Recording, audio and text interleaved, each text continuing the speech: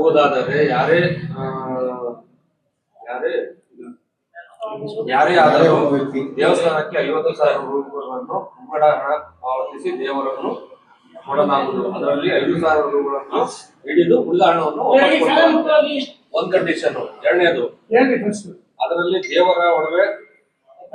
ದೇವರ ಒಡವೆ ಮತ್ತು ಇತ್ಯಾದಿ ದೇವರಿಗೆ ಅನುಕೂಲವಾಗದ ಅಂದರೆ ಅದಕ್ಕೆ ಬೇಕಾಗುವ ಹಣವನ್ನು ಹಿಡಿದು ಹಣವನ್ನು ಹಿಂದಿರುಗಿಸುವುದು. ಏನು ಮುಂಗಡವಾಗಿ ಕೊಟ್ಟಿರ್ತೀರೋ ಅದ್ರಲ್ಲಿ ಏನಾದ್ರು ಬೇಕಾದ್ರೆ ಹಿಡಿದು ಕೊಡ್ತಾರಂತೆ.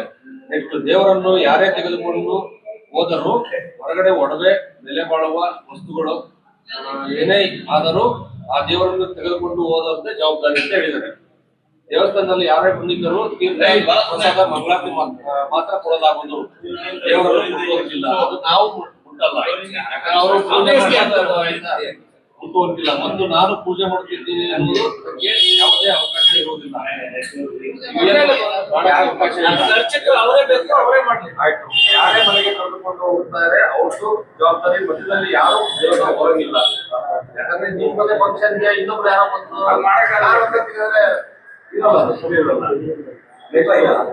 ಯಾರಾದ್ರೂ ಮಧ್ಯ ಸೇವನೆ ಮಾಡಿ ದೇವರ ಕೊಡ್ತೀನಿ ಅಂದ್ರೆ ಅವಕಾಶ ಇಲ್ಲ. ಇದು ಇಂಪಾರ್ಟೆಂಟ್. ದೇವಸ್ಥಾನದಲ್ಲಿ ಯಾವುದೇ ಪೂಜೆ ಕಾರ್ಯಕ್ರಮವು ಮಾಡಿದರೂ ದೇವಸ್ಥಾನದ ಪ್ರಧಾನ ಅರ್ಚಕರು ಅವರದ್ದೇ ಅಂತಿಮ ತೀರ್ಮಾನ ಇದ್ದದ್ದು. ಇದು ಗ್ರಾಮ ದೇವತೆ ಅಂತ ಸಿಕ್ಕಾಗ ಇಂಥ ಕಂಡೀಷನ್ ಆಗ್ಬೇಕು.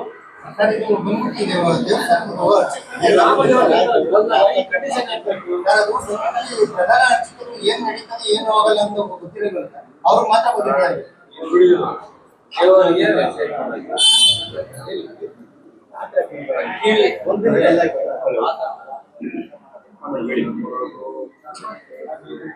ಅಕ್ಕಿ ಪೂಜೆ, ಅದು ಪೂಜೆ ಸಾಮಾನು ಅದು ಕಡ್ಡಾಯವಾಗಿ ಪೂಜೆ ಮಾಡಬೇಕು ಅಂದ್ರೆ ಅರೆ ವಾದ್ಯ ಹೂವ ಅಂದ್ರೆ ಇವತ್ತಿನ ಕಂಡೀಷನ್ ಈಗ ನಿಮ್ಮ ಮನೆ ಪೂಜೆ ಮಾಡಿಸ್ಬೇಕು ನೀವು ಈ ಐಟಮ್ಸ್ ಮಾಡಿಸಿ ಅಂತ ಕೇಳ್ತಾರೆ.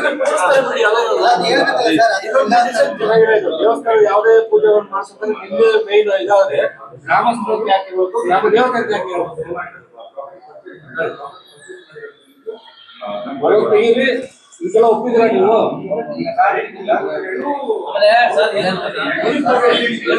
ಸಾರ್ವಜನಿಕವಾಗಿ ನಾವು ಮನೆಗೆ ಆ ಜಾತ್ರೆಗಳ ಮೇಲೆ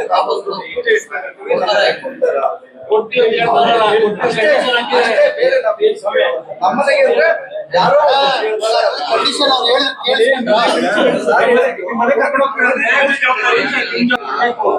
ಅದರಲ್ಲಿ 5,000 ರೂಪಾಯಿ ಇಟ್ಕೊಳ್ತಾರೆ. ಆಗ್ಬೋದಾ? ಅದಕ್ಕೆ ಏನು ಪೂಜೆ ಸಾಮಾನು ಬೇಕು ಅವ್ರು ಕೇಳ್ತಾರೆ, ಕೊಡ್ತೀವಿ. ವಾಪಸ್ ಕೊಡ್ತಾರೆ. ನಿಮ್ಮ ಇಚ್ಛೆ ಇಲ್ಲ.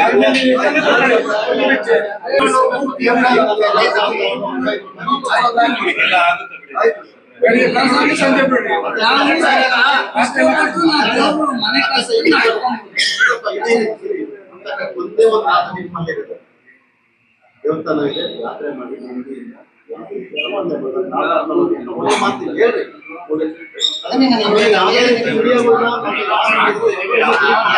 ಸರ್ ಮಾತಾಡ್ರೆ ವಿಡಿಯೋ ಅದನ್ನ ಹೇಳಿ ಫಸ್ಟ್ ಅವ್ರಿಗೆ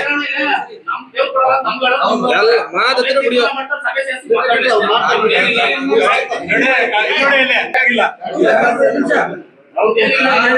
ಆ ಕಂಡೀಷನ್ ನಾನು ಒಪ್ತೀನಿ. ಯಾಕಂದ್ರೆ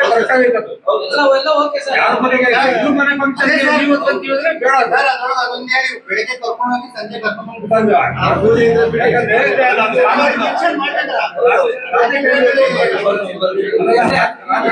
ಯಾರು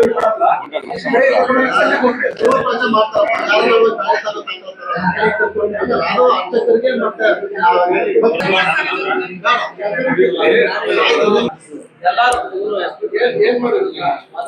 ಎಲ್ಲಾರು ಒಪ್ಕೊಳ್ತೀವಿ, ಎಲ್ಲಾರು ಹಬ್ಬ ನೀಟಾಗಿ ಮಾಡ್ಕೊಂಡು ಹೋಗ್ತೀವಿ. ಎಲ್ರಿಗೂ ಒಪ್ಕೈತಲ್ವಾ?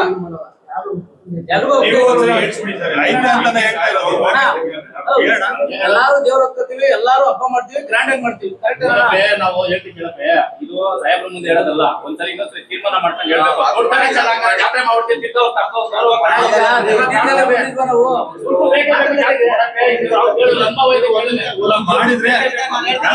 ಮಾಡಿದ್ರೆ ಎಲ್ಲ ಒಂದು ಅಷ್ಟೇ ಬೇಕಾಗಿಲ್ಲ. ಹಬ್ಬ ಮಾಡಿಲ್ವಾ? ಹಬ್ಬ ಮಾಡಿರೋ ಯಥಾಸ್ಥಿತಿ ಅವ್ರು ಮನೆಗೆ ಯಾರು ಜಾತ್ರೆ ಮಾಡಿದ್ರೆ ಎಲ್ಲ ಅನುತನವಾಗಿ ಮಾಡ್ತೀವಿ. ಅಷ್ಟು ಡಿಸಿಷನ್ ಡಿಸಿಷನ್ ಆಗೋದಕ್ಕೆ ನಾವೇನು ಮಾಡಲ್ಲ ಫಸ್ಟ್ ಏನೇನ್ ಮಾಡ್ಬೇಕು ಏನ್ ಪ್ರೋಗ್ರಾಮ್ ಅಲ್ವಾ ಸರ್ ಮತ್ತೆ? ಮಾಡ್ರಿ ಇಲ್ಲ ಬೇಡ ಏನು ಇಲ್ಲ ಅಂದ್ರೂ ನೀವು ಮನೆ ಕರ್ಕೊಂಡು ಹೋಗಕ್ಕೆ ಏನಿಲ್ಲ ಅಕ್ಕಪಕ್ಕ ಊರು ಆಡ್ಕೊಂಡ್ರೆ ಕೆಲ ಮರ್ಯಾದೆ ಕಟ್ಟಾಕ್ತೀವಿ. ಅದೆಲ್ಲ ಏನಾಗುತ್ತೆ ಅಗೌರವ ಆಗ್ತದೆ. ಊಟವನ್ನು ಮಾಡ್ತಾರೆ. ಇಲ್ಲಾಂದ್ರೆ ನಿತ್ಯದಲ್ಲಿ ಏನು ಪೂಜೆಗಳನ್ನ ನಡ್ಕೊಂಡು ಹೋಗ್ತಾ ಇರುತ್ತೆ. ನಿರ್ಮಾಣ ಆದಾಗ ಮುಂದಿನ ದಿನದಲ್ಲಿ ಏನಾದ್ರು ಒಂದು ಡೇಟ್ ಕೊಡಿ, ಡೇಟ್ ಕೊಡಿ, ಇರಿ ಇರಿ. ಮುಂದಿನ ದಿನದಲ್ಲಿ ನೀವು ಏನಾದ್ರು ಡೇಟ್ ಕೊಡೋದು ಅಥವಾ ಒಂದು ಡೇಟ್ ಕೊಡಿ, ಇನ್ನೂ ಒಂದ್ಸತಿ ನಾವು ಪೂರ್ಣವಾಗಿ ತನಿಖೆ ಮಾಡಿ ವರದಿ ಕೊಡ್ತೀವಿ ಅಂತ ಒಂದನ್ನ ತಹಸೀಲ್ದಾರ್ಗೆ ಅವ್ರಿಂದು ಎಲ್ಲರೂ ಬರ್ತೀವಿ. ಒಂದ್ ವೇಳೆ ಜಾತ್ರೆ ಮಾಡಿಲ್ಲ ಅಂದಾಗ ನಾನು ಇವರು ಯಾರೋ ಒಬ್ರು ಅವ್ರ ಮನೆಗೆ ತಗೊಂಡೋಗ್ತೀವಿ ಅಂದಾಗ ನಾವು ದೇವ್ರ ಎತ್ಕೊಂಡು ಅರ್ಚನೆ